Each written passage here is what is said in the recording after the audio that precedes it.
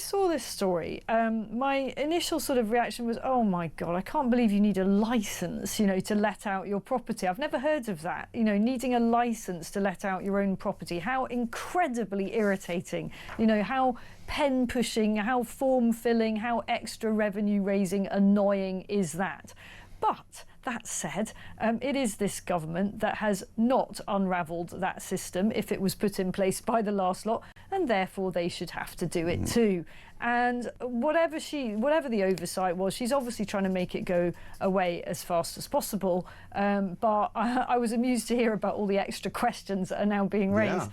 Because she was letting the property without a licence, does that make the money she made from it in some way illegitimate? Well, this is it. And will she have to give back £38,000 to the people who've been living in her house? She'll then feel how we all feel when we have to pay tax for absolute rubbish that she makes us pay for. Exactly. Taste of her own medicine, perhaps. Asked several times by journalists if the ethics advisor Sir Laurie Magnus was able to see any evidence other than the Chancellor's account of what happened. The Prime Minister's spokesman refused to answer. You would think, going into a briefing with the lobby, the top political journalists in the country, you would imagine that you would be armed with that information, or maybe they're not telling us for a reason. He also declined, the spokesman, to say if Rachel Reeves had broken the ministerial code, or whether she would resign if she received a fine from the local council. The council themselves, Southwark Council, have given a very, very sort of wishy-washy statement here. Southwark Council requires private landlords to acquire a selective licence in order to rent out their homes if they live in specific areas. This is in order to protect tenants and ensure landlords are complying with housing requirements, providing safe, well-maintained homes. Selective licences are acquired by sending applications to the council, which we then assess and approve subject to conditions. When we become aware of an unlicensed property, we issue a warning letter advising the landlord that they have 21 days to apply for a licence. Enforcement action, such as fines, are reserved for those who do not apply within that time or where a property is found to be in an unsafe condition. We cannot comment on individual cases, but for the sake of a £954 licence, not a sum to be sniffed at, but nonetheless not £38,000 and not the kind of billions of pounds that Rachel Reeves is dealing with. My question is, if our leaders, if the Chancellor of the Exchequer, Isabel, can't get the detail right on her own home, how can we trust her to get the budget right? Well, we can't. I mean, I've got no faith in her whatsoever to get the budget right. It's not like the last one she did exactly made the country any happier or better off or more prosperous, is it? And now we hear that she is contemplating raising income tax, not by the usual kind of penny on income tax that a lot of political parties seem to think is quite palatable because it sounds so tiny, but by 2p on income tax. Now, that would be a breach of their manifesto pledge, of the assurances that they repeatedly gave to voters in the run-up to the general election, that they would not do that. And I think, I really don't think she'll go down the 2p route. I mean, even to put it up at all is going to be problematic. It seems far more likely to me that she would try to raise perhaps the top rate of tax, and nobody seems to be talking about that. I've got no information that she is, but it would be a much more natural thing for a Labour Chancellor to do. But it shows just how dire a situation she's in as she scrabbles around, desperately trying to find ways to drum up money to pay for a ballooning welfare state and, apparent planned rises in the, minimum wage, I think, is being mooted, and, yet more basically burdens on employers, wealth creators, and, just ordinary people that are trying to make ends meet. And this is at every level, isn't it? It's at people who are on low incomes, people who are on medium incomes, right the way through to people who are on higher incomes and are feeling absolutely hammered. Yeah, it's fascinating you mentioned that, and I wonder, some of the speculation I've been reading today as well, that income tax would go up but national insurance would go down. Well, that would hammer pensioners to a degree as well, because they of course don't pay national insurance, and I wonder if that jiggery-pokery would actually be in some way helpful to the Treasury. Where's the money going to come from? And also the economists, people like Liam Halligan, for example, who are saying, we're actually teetering on the brink here. This isn't about 20 billion. This isn't about 40 billion. This is a possible IMF bailout territory. I don't want to be alarmist about this, but there are some economists who are saying it's far worse than even we're being told. Absolutely. I was very struck by a comment piece by a very respected city commentator a few weeks ago, writing that he'd been at, I think, was some big economic forum in Washington, and he said, you know, there was fear in the eyes of those participants at that forum, and he said, I've been going to these things for decades. Something is brewing, and it's not just probably just a UK thing that's brewing, but you know, so many people who are expert in this area fear that there is some kind of crisis coming. When it happens, we don't know, but it's that whole thing about markets losing confidence in the ability of this country to live within its means. Jane's been in touch and says, of course Rachel Reeves should resign. She called for others to do so when in opposition. Also, does she rent her constituency home? So many questions. She does rent out her constituency. Well, we don't know about the constituency.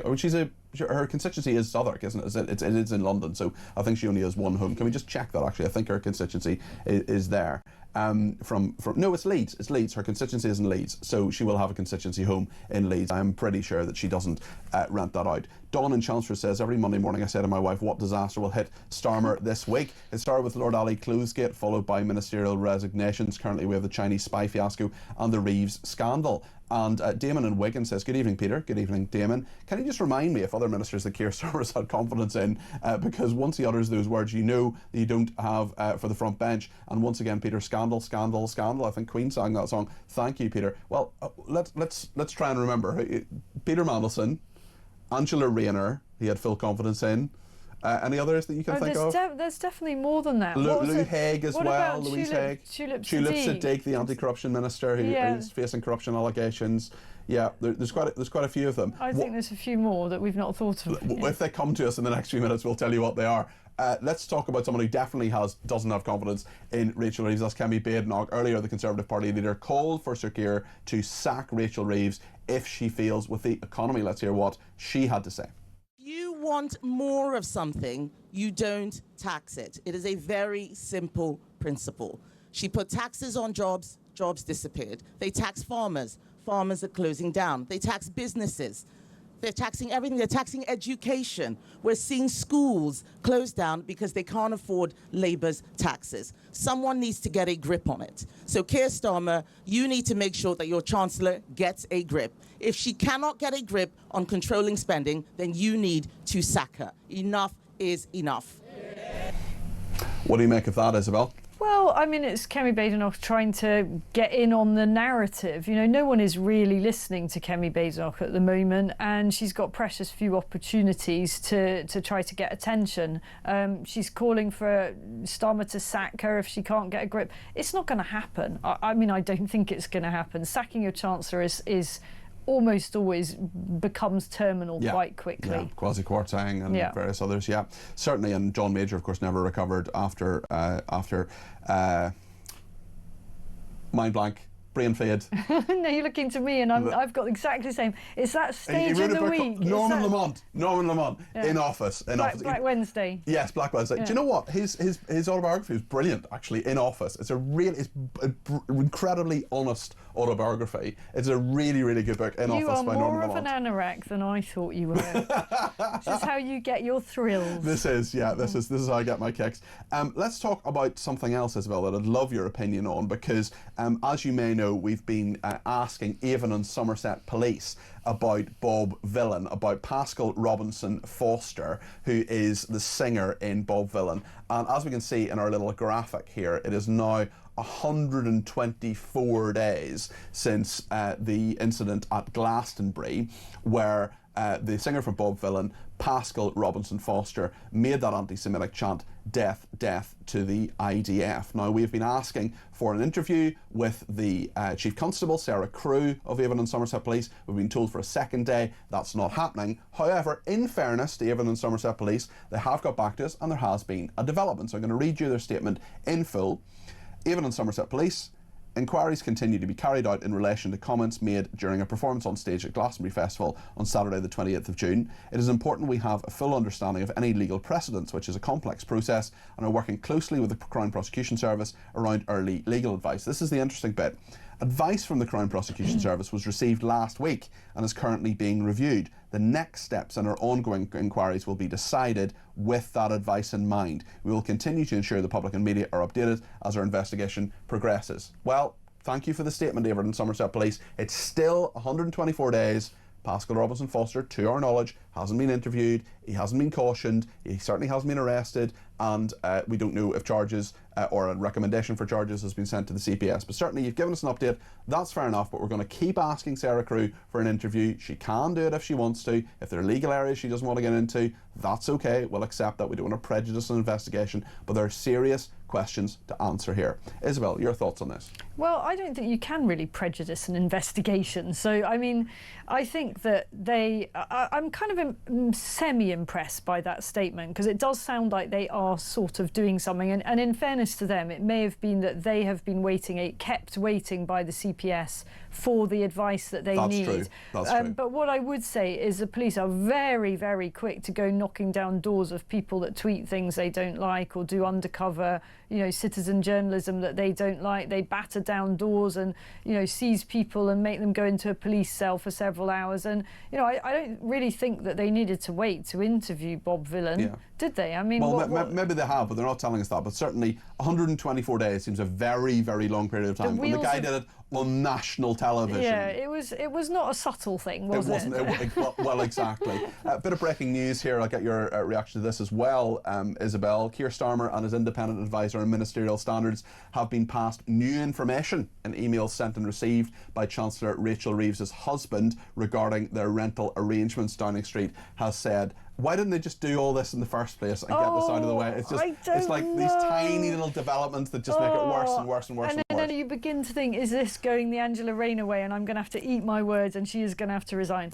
God, it's hard being a minister, isn't it? I mean, just for a second, let's just tiny bit spare a thought. You cannot do anything wrong, can you? You cannot do the tiniest thing. You can't overlook. I'm going to just stand up for politicians here. My partner Richard Tice is a politician. I see it from that side of things. They are dealing with 1,000,001 things every day. They are, and I've worked with politicians, and I'm somewhere close to you on this. However, when there's a scandal, when it involves really straightforward stuff that actually emails, redacted, whatever, just first rule Put it all out there. First rule of crisis comms. Put it all out there, get it all out there. Don't send a letter late at night. I mean, they were clearly worried about the markets. So, when she cried the last time the pound tanked, so clearly they were worried about the markets, Isabel, thank you, as always. I do love a scandal, obviously. That's what we're here for. So. Yes, indeed.